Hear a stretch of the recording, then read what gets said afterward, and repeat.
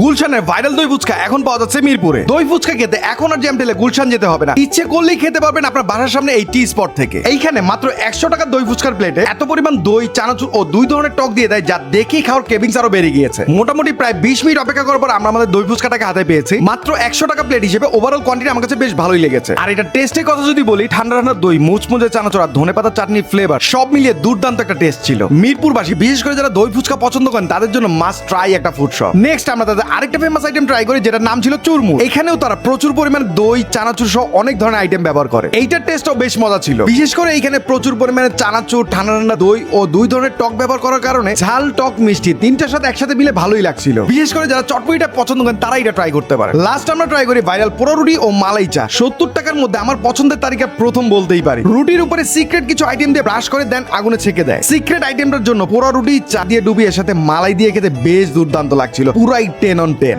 আমাদের কাছে তো তাদের 3টা আইটেমই ভালো লেগেছে। আপনারা এখন পর্যন্ত কে কে গিয়েছেন, আপনাদের কাছে কোন আইটেমটা কেমন লেগেছে অবশ্যই কমেন্ট করে জানাতে ভুলবেন না। আর এটার এক্সাক্ট লোকেশনটা হচ্ছে মিরপুর 2 নম্বর লাভ রোড, মিট বক্সের পাশেই পেয়ে যাবেন এই টি স্পটকে।